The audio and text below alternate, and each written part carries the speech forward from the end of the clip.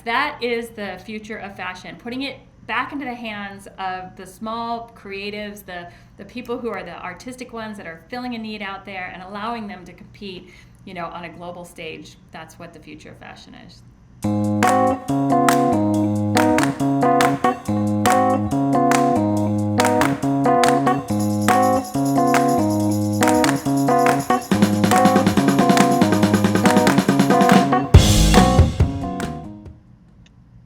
Hi, everyone. Welcome to today's episode of Staying Curious. Our guest is Angela Johnson. Angela is an award-winning fashion designer, innovator, disruptor, humanitarian, and consultant to hundreds of emerging fashion brands.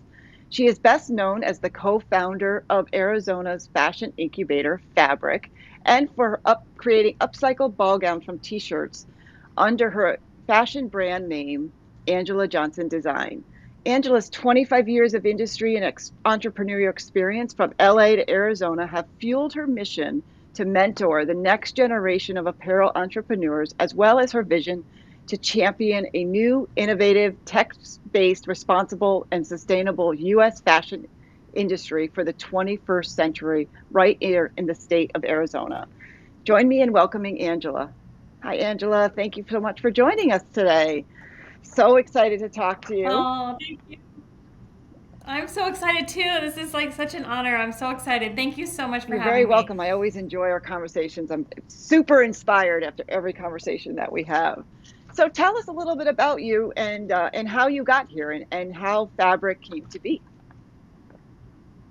Okay, well, fabric came to be because of a need. I just wanted to help other people with an issue that I saw as an apparel entrepreneur. So, in the 90s, I was a designer in Los Angeles, and then I manufactured my own brand after working for other brands and learning how to be a production manager and learning all the ropes and getting all the contacts. And then when I moved to Arizona and realized none of those resources were in Arizona, and the internet started to make it easier for people to reach their consumer anywhere in the world, I felt a disconnect. Like, okay, I can sell my product anywhere, but I can't make it unless I am located in a fashion city and I have all this knowledge. And I thought more people are going to end up struggling to figure out how to manufacture their clothes like I did when they aren't living in LA or New York or a place where it's a traditional manufacturing city. So it started to occur to me that this was going to be an issue, and in the early 2000s I tried to solve it, and I just put together a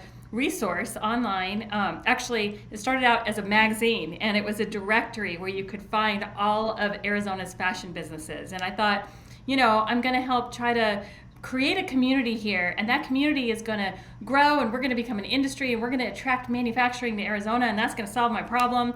And turned out the industry sort of became more of a hobby industry. There were a lot of designers making things out of their houses, and really still no manufacturing. After about 15 years of this directory building up, and a lot of fashion weeks and a lot of fashion schools and a lot of people needing resources, there were no resources. So that's when I thought, I want to help support and help provide the actual resources that people need, the physical resources, which were mostly the manufacturing resources. It's really hard to take a good idea and get it through product development and then get it through manufacturing, and then to be able to meet minimums at factories. So I thought this resource needed to be a place that offered no minimum manufacturing.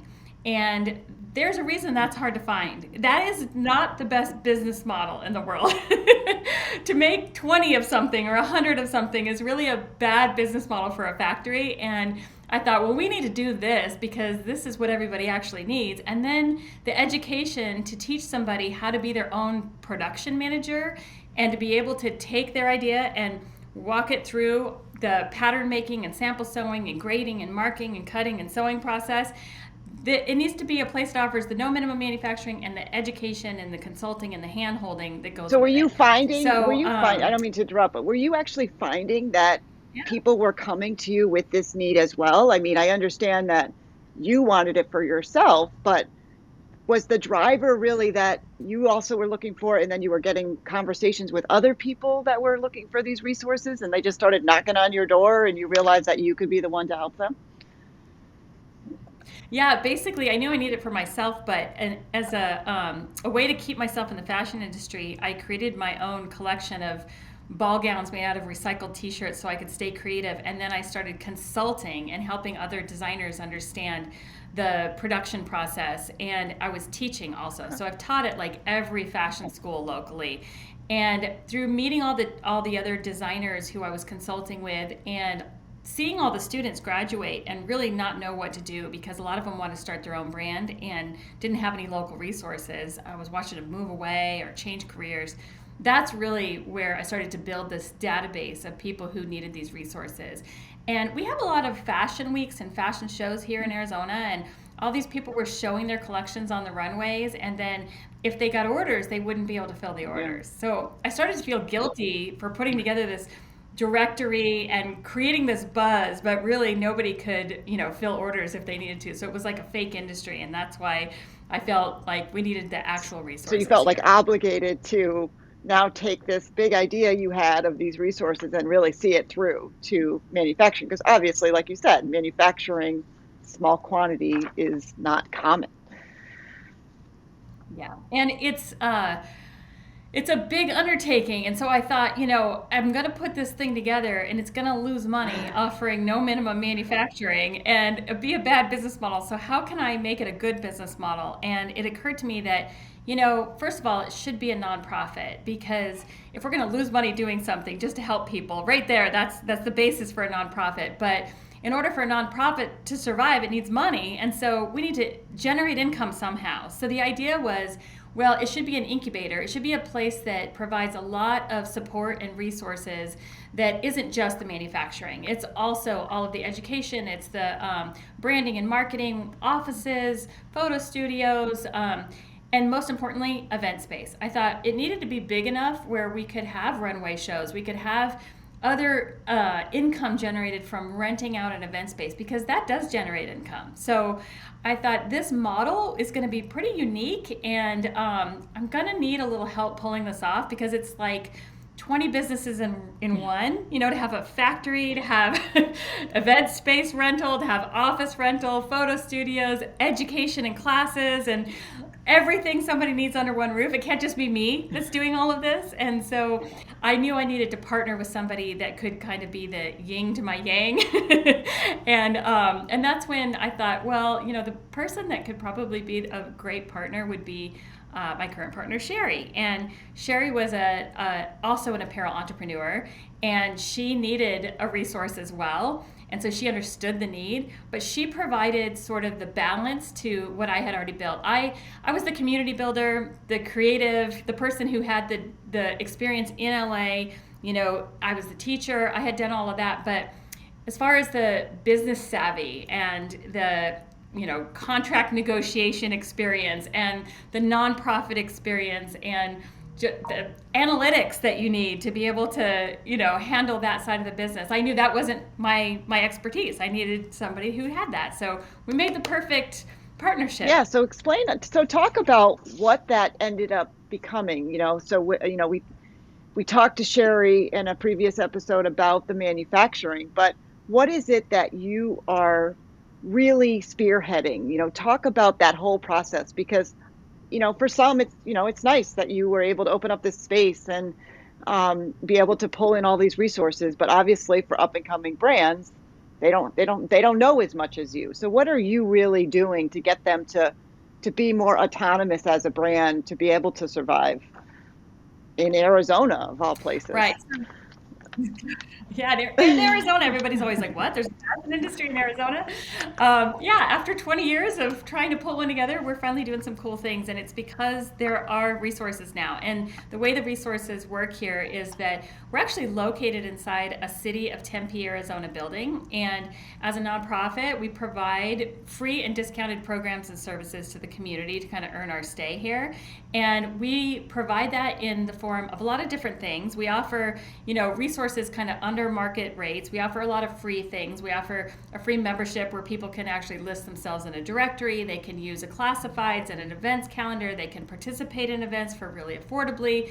We have a free sourcing library. So there's all these great free resources. But the most important thing that we're doing here is we're providing scholarships into a learning management software that we created that we call a roadmap. And the roadmap is actually all of the tools, resources, education, links, videos, I mean, everything that somebody would need to know in order to get through starting up a clothing brand and get it all the way through business, branding, sample making, manufacturing, marketing, and even having an event or participating in one. So it's this roadmap of resources. I basically say that I downloaded my entire brain into this resource, and I'm a hoarder of information. So all of the tools that I've used to teach with, all of the tools that I've gathered after being, a manufacturer and a designer in LA, and everything I've just held on to all these years and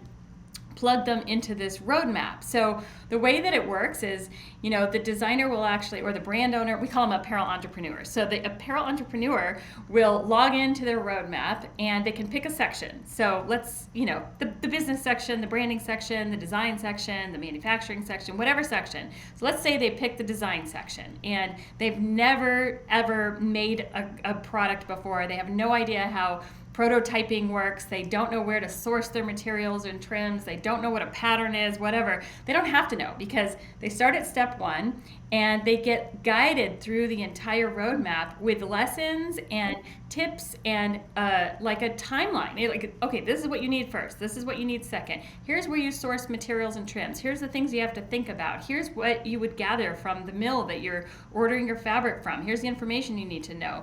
If you need a pattern made, here's where you go. Here's what information the pattern maker needs to know from you. And provides them with all of these organizational tools and instructions and contracts and guidelines. And if we don't do it physically here, which most of the things we actually do, we even have links to people who are experts. And so we'll say, oh, you should go talk to this fashion attorney, or you should go talk to this accountant because they are experienced in clothing. So even though we're not the accountants, we have all those resources in there. And then there's this whole part of it where you can actually do here. And so we have client folders built in there, and as you're working through the roadmap, you're uploading things right into your client folder, and then our pattern maker and our graders and all of our team of experts are here to work directly with that designer and help them get through all of that stuff. So it's really something that you can do from anywhere, and we can help as many people as possible. And the reason that is because when we first opened this place, all of that was me sitting physically with that apparel entrepreneur, explaining it all in this big, long 2-hour, consultation, and then going, okay, have fun. Here's all the tools you need. You just learned it all. Now run with it. And obviously that's a lot to handle. And so then people would have to come back and meet with me again. And it was just a lot. And, thanks to COVID and all of us learning how to actually do things virtually, that really pushed us to put this into this virtual roadmap. And now we're helping people from all over the country that even when they are located in the places that are traditional fashion industry cities, these are the resources that you don't find. When you walk into a factory, they expect you to walk in with a tech pack and with production-ready patterns and everything graded and markers already created. And if you've never done this before, how do you even know what they're talking about? This gets you prepared for that. So actually, so we probably have some apparel entrepreneurs listening. So who are they? Who do you get? Who comes to you? Who, are they people with a very clear vision, or are they people who just decided one day they want to be fashion designers? Tell us a little bit about the who is actually using, and then talk about and who's been successful and maybe who hasn't, inspire us as to who can actually come and use this and who you see. This is my favorite part. So we meet so many really interesting people, and it's all over the spectrum. Some people walk in not having any experience, never taken a fashion class, never even thought about, fashion in general. They don't even know what a pattern is. They don't know anything. And then we have people who are the designers that you would think, like the people you see on Project Runway, they design their own stuff and they, drape it on the dress form and they can sew it up and they have that probably experience from fashion school. And then we have people who walk in who are brand owners, where they have designers on their team, but they are manufacturing already overseas and they're having like an issue, and maybe it's a language barrier, maybe it's minimums, maybe it's the, just loss of their intellectual property or something like that, which is a big problem, and that's why reshoring manufacturing and doing it domestically is so important. And so all of those different people walk in the door, and each one of them, I have found, need this roadmap, because whether you've gone to fashion school and you're draping and sewing yourself, whether you're a brand that's working with some big factory overseas and they're doing it all for you, whether you know nothing, all of those things still mean you probably have no idea how to manufacture domestically, because you've never actually physically written down grade rules for your grader. You've probably never filled out a cutting ticket. You've probably never filled out a sewing contract or sourced your own fabrics and trims in any of those scenarios, and found wholesale fabrics at low minimums and knew where to go to get that information and what information to put down so that your tech packs can be made with fabric that you own, that you know where it came from, and all of those things. And so this roadmap has helped all of those types of different clients that walk in this door. So you don't have to come in here with any experience whatsoever, or you could have tons of experience, but I promise you,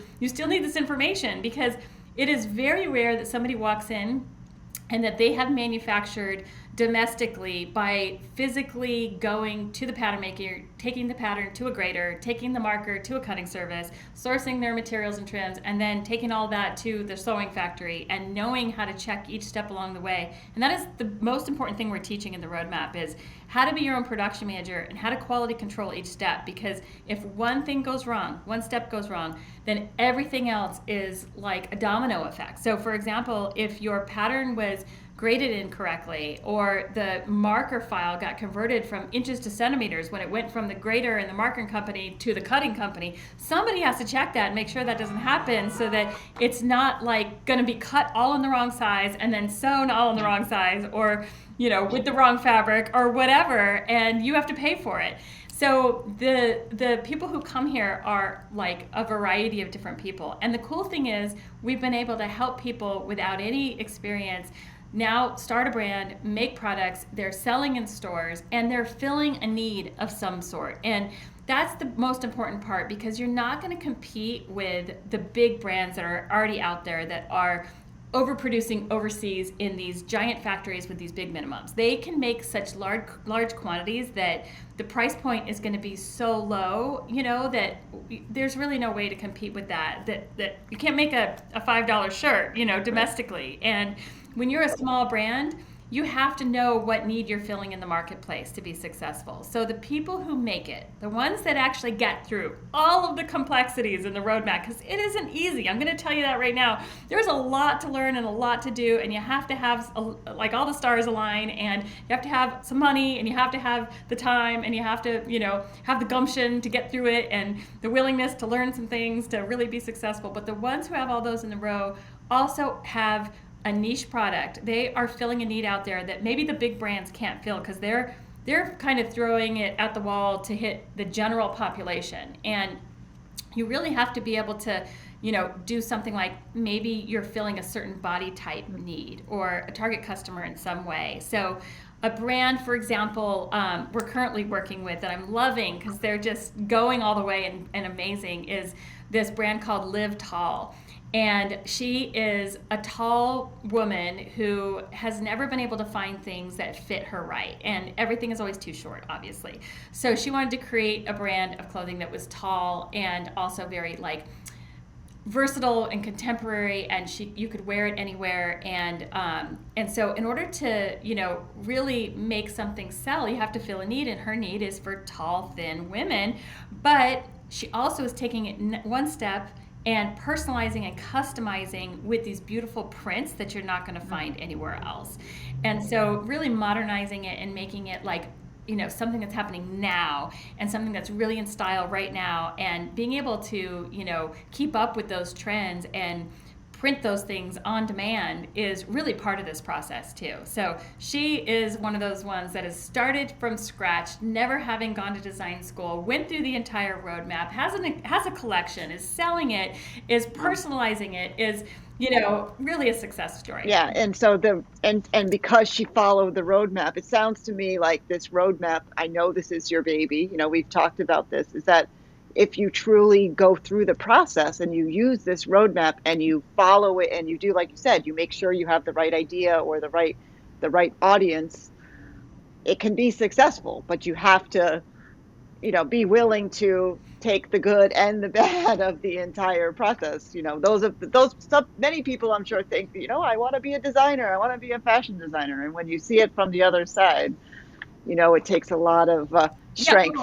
I mean, it's serious. There's so many things that could go wrong, and even with the roadmap, there are still things that are going to go wrong. This is a complex industry. You're engineering something, and everything is different. Every product is completely different. So even with her and following everything, she goes through everything meticulously. She has learned everything. She's even taken on some of the things that most people don't want to take on, and doing herself, like drawing her own flats and stuff like that. And even with all of that, there's unexpected things that you can't predict. Like, for example, she had perfected this design, and we had sewn up all the samples, and she had everything was proven, this is going to work, her sew boy sample is great. And then we go into production, and when she ordered a couple other colors of the same fabric, the fabric reacted a little bit differently in a different color. It didn't have the same stretch as the other colors. And so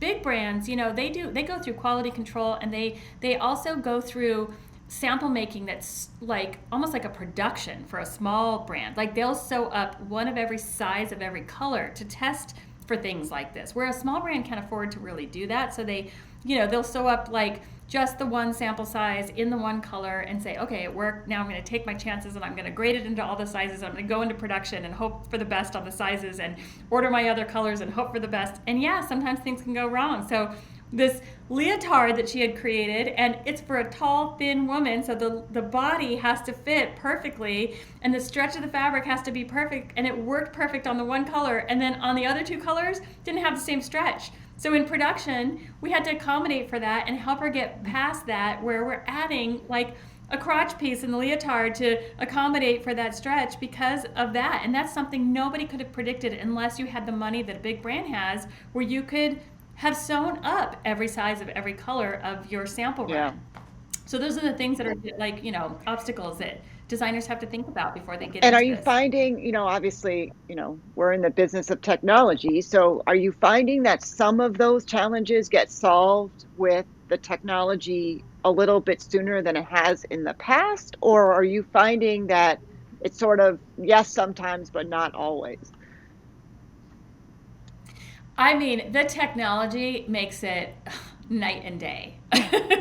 So prior to all the cool technology that we have, everything had to be done in real time, real person. And you had to spend the money to actually cut and sew every sample, to test it out, to make sure that it fit right, and the renditions, the amount of times you have to go through that before you perfect your pattern, before you perfect your sample, is expensive. You have to pay for the pattern maker to make all the patterns, and then to make all the adjustments, and then to buy all the fabric that you can go through and actually sew all the samples with, and pay for all that sampling, and all of that is such an expense that sometimes that puts somebody out of business before they ever get a chance to manufacture. So with the technology that allows you to actually see what it's going to look like in a 3D rendering, and to have your patterns made digitally and make those adjustments digitally, and to be able to fix those things and sew them up virtually, and all of that is saving a brand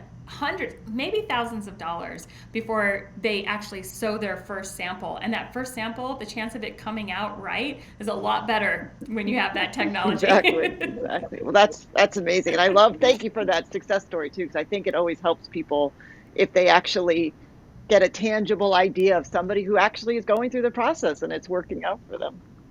So give me 3 pieces of advice that you would give to one of your apparel entrepreneurs before they even got started? Okay, I would say probably make sure you have enough time and money. A lot of people are like, okay, I want to start a clothing brand, but this is going to be my side gig, and I have $5,000.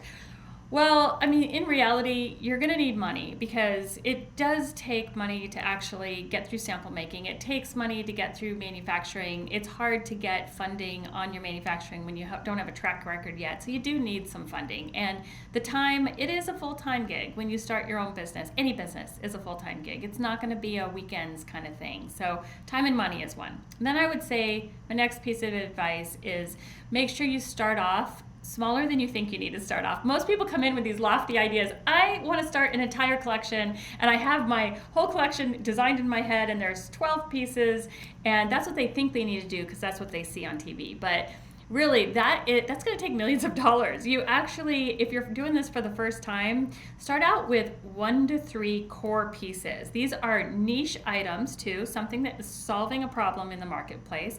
Establish that that's what your brand is doing, that this is the thing that you're known for. Design that one thing, be really good at that one thing, offer it a couple of seasons, maybe change up the colors, maybe change up the fabrics, maybe add some prints to it. Then take that thing and alter it a little bit, like make it a little longer, make it a little shorter, and that'll be your second piece, and then add another piece to go with it on the next season. Grow it organically that way. So that would be my second suggestion. And then my third suggestion would be make sure you learn about manufacturing and the whole process you're about to get into, and get some of those skills, those production management skills that you need, so that you can handle your production management and you don't have to hire a production manager to do that for you, because you're going to run out of money just paying the full-time production manager their annual salary to go through everything that it takes to get through developing your product and getting it through manufacturing. You need that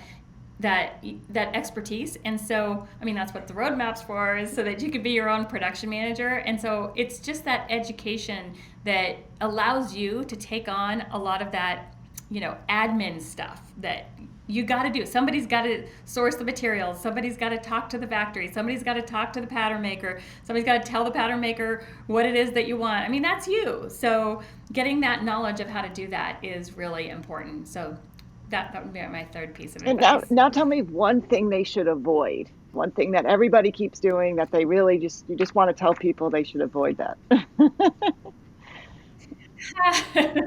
Well, I would say a lot of people come here after trying to manufacture overseas, and they've run out of money. They're fed up with the process, and it's because the industry is really set up that way. I mean, everybody thinks that you got to go overseas in some big factory and then meet minimums, and usually there's a lot of things that are in your way, and it's language barrier, it's time, it's intellectual property loss. I mean, if you go, it sounds too good to be true too. Like, okay, I'm going to this factory overseas. Okay, I got enough money. I'm going to meet their minimums. They're going to make it for me. But you've given up a lot of intellectual property that way, because they've had to go source your materials and trims. They've created the pattern without your involvement whatsoever. They own that information now. So if they want to sell it to somebody else, they can. And if you don't like whatever the product was that came back because you weren't there and you weren't part of the process and you weren't quality controlling it, and you have to pay for it and you can't sell it, that's a really big problem. And then you leave and you want to go someplace else, you're starting from scratch and you own none of that information. They're not giving you your pattern, they're not giving you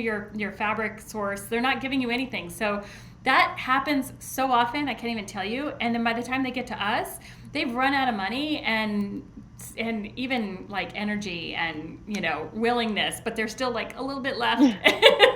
So I would say, like, overseas manufacturing is good when you are bigger and you can provide them with all of the intellectual property so that you can get the lower prices that overseas manufacturers can give you, but you're the one that has that tech pack, the pattern, where the materials and trims are coming from because you've done all of that due diligence, and you own that information. Then you provide them with what they need to actually just sew it for you. What do you have? What is your prediction? Obviously you're already forward thinking in your technology, but what is your prediction for what the new apparel entrepreneur, how they act and behave, and what brands are going to be like in the future, including manufacturing. What do you think that's going to be like? Well, when we opened this place, we've always thought that the future of this industry lies in technology. It really is the technology that makes it more efficient, which therefore makes it more affordable and allows you to compete with those bigger brands. The bigger brands, they've got a lot more money and they can, overproduce and make large quantities so they get their price points down. And the only way to compete with price points like that is that if you can replace some of the human labor that's domestic when you're doing small batches with some automations and some technology. And so it's things like, the Gerber AccuMark system. It's things like the printer and the Z1 cutter and stuff that can actually, remove some of the stuff that takes a human a long time to do. So that makes it more affordable. And it also allows you to be able to pivot and to be able to make things that are, like just in time, just, right in style right now. And you can also personalize and customize so that you can compete on the marketplace. I mean, if you can design something that is a niche product, let's say I design a wrap dress and it's like I've got the fit right and it's perfect and that's the core piece in my collection. And now every season or every couple of weeks, I change up the print and I'm keeping up with whatever's happening right now, and I'm offering the latest print. That is what is going to give you a competitive edge. And if you can have it like cut and print automatically in an efficient and affordable way and print and sew everything just on time, then now you're competing with the big brands. That is the future of fashion, putting it back into the hands of the small creatives, the people who are the artistic ones that are filling a need out there and allowing them to compete, on a global stage. That's what the future of fashion is. Perfectly said. Thank you, Angela, so much for your time today.